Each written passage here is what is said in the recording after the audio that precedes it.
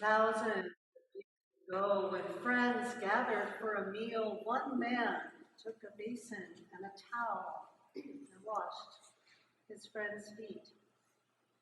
But among his friends was a traitor. Jesus knew, but didn't say. A question remains without an answer. How did Jesus wash his enemies' feet in the same way as the others? How did he keep himself from pinching his enemies' toes? And after it all, Jesus said, "This is my greatest commandment, my new covenant, that you love one another." He said this right after he washed the feet of the man whose betrayal would exact an excruciating death. Jesus knew in his body and heart that this covenant was a hard one to keep. Judas's feet had been rough with calluses and muddy from the road. Yet he did not hesitate when he got to Judas. He just went ahead and washed his feet. Did Judas's feet teach him the lesson that led to this new covenant of love? What if we opened our hearts to our enemies? This is hard to contemplate. But on this day, let us imagine washing the feet of someone who has wronged us. Their feet, too, are calloused and muddy from the road. This is hard even to imagine, but let us try.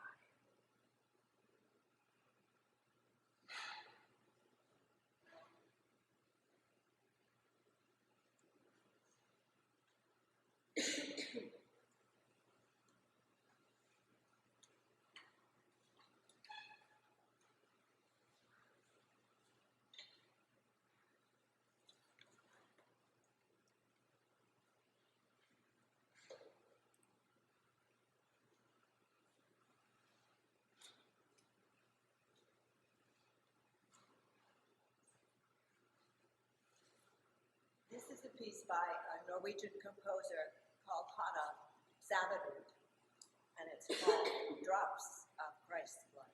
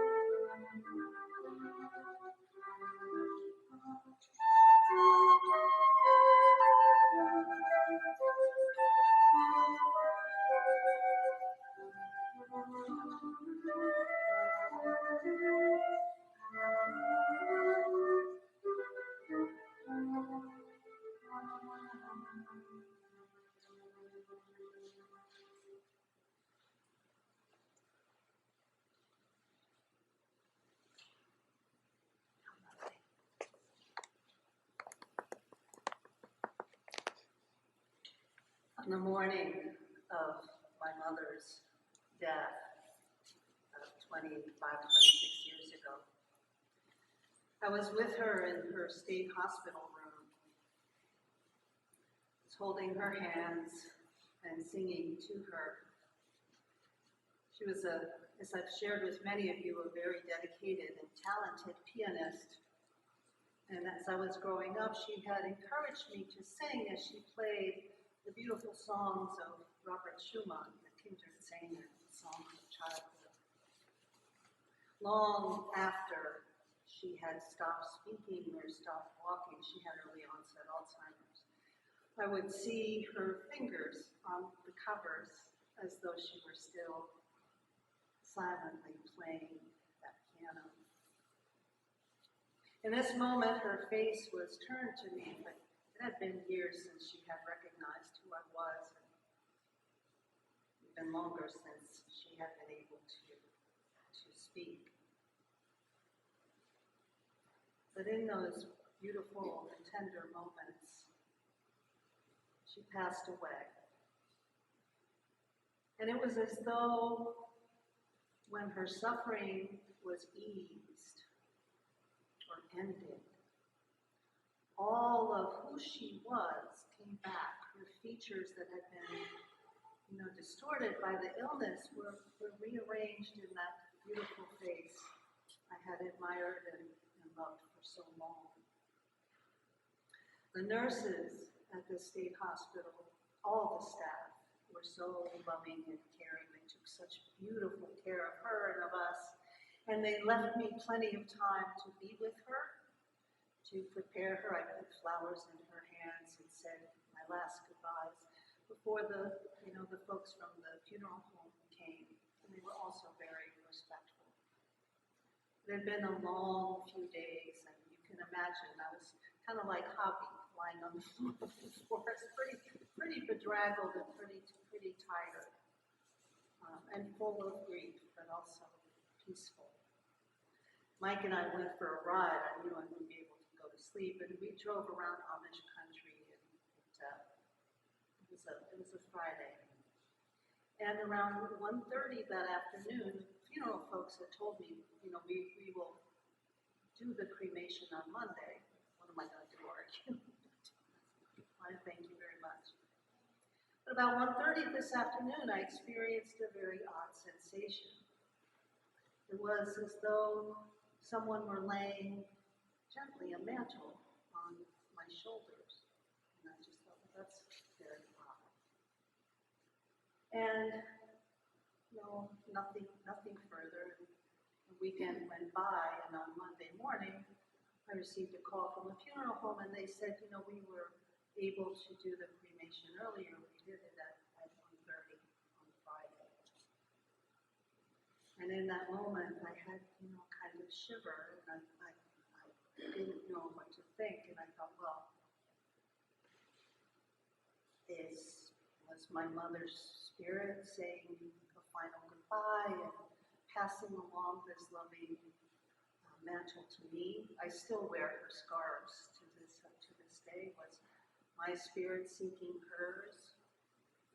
Sometimes when we lose someone we really love, we try to go into the mystery with them. And at the end of the day, none of that mattered, because I had felt comforted. I had felt a connection. I hadn't felt for my mother because she hadn't known who I was for so long.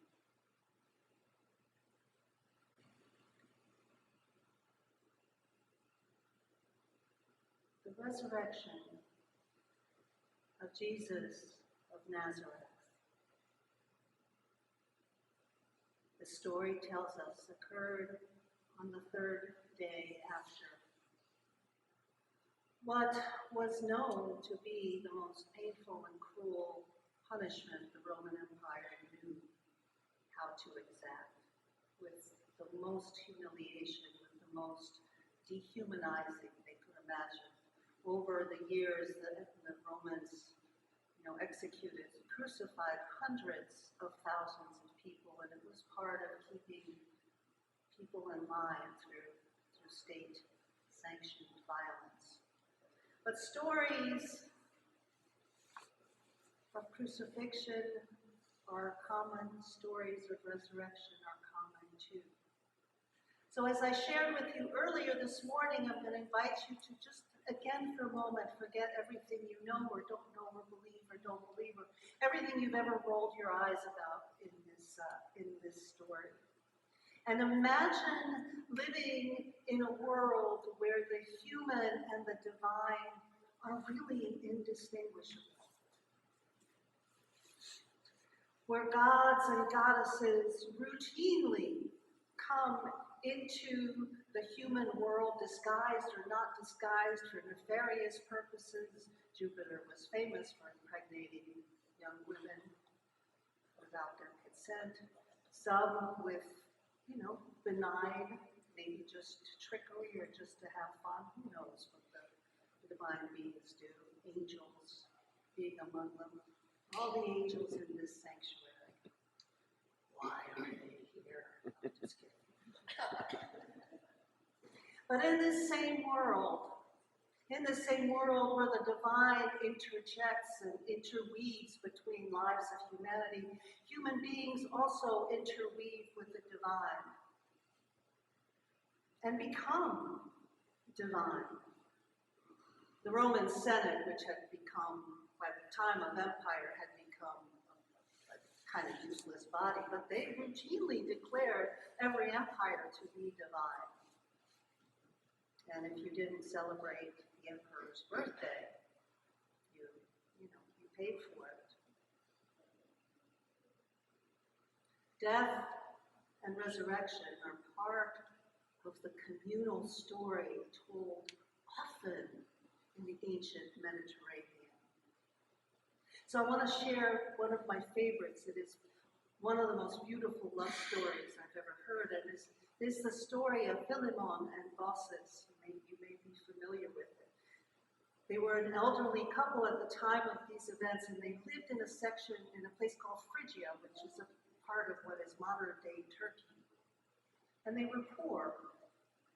But the story is intentionally tells us that they were not ashamed of their poverty. And one day, Jupiter and Mercury decided, for reasons we don't know, to disguise themselves as human and to take a long walk through Phrygia. Perhaps their feet got muddy and calloused along the way, but what did happen is that they got hungry and thirsty and tired of walking, and they began knocking on doors asking for hospitality, and they were rejected each and every time. And the story says they knocked on 1,000 doors and received 1,000 rejections before they came to the small home of Baucis and Philemon. And Baucis opened the door wide and heard their request and said, "Please, you're welcome, come on in. We will share our meal with you. We will share our water with you, and you may spend the night if you wish to rest. We will let you sleep in our bed. Please, come in." And so she and her husband took care of them, and they were fed, and they were well cared for through the night. And in the morning, Mercury and Jupiter appeared to the couple in their full glory. And they thanked Baucis and Philemon for their beautiful hospitality, but they were also angry and said, "We are going to punish the people of this community for ignoring the law of hospitality. And all of the 1,000 households who rejected us will be destroyed, but not yours. And the only thing that will remain is a temple in our honor." Healthy egos, even disguised as humans. A temple in our honor so that no one will ever forget to honor us and to offer hospitality. And the two of you will be the guardians of this temple. Is there anything else you would like us to do for you? And the couple said, "Yes. We have loved each other all of our lives, and neither one of us can tolerate the idea of watching the other one die. So when that time comes, we ask that we die at the same time, so that we will never have to have that suffering. And the God said yes. The God said yes. We will grant your wish. And so Baucis and Philemon took care of the shrine, and many pilgrims came, and some of them would hear the story, and they even began to revere this elderly and kind couple. And when the time came for their lives to end, they indeed died at the very same moment, so that neither one of them had to see the other one suffer. And in appreciation of their love, the gods put their spirits together into one tree, so that they would be together for all eternity and would be semi-divine. Stories like this, well, that is a particular favorite of mine, are everywhere. You've heard of Isis, whose husband, who was also her brother, was killed by their sibling. And she spent years collecting pieces. Isis, the Egyptian goddess, spent years collecting every piece of his body and bringing him back to life.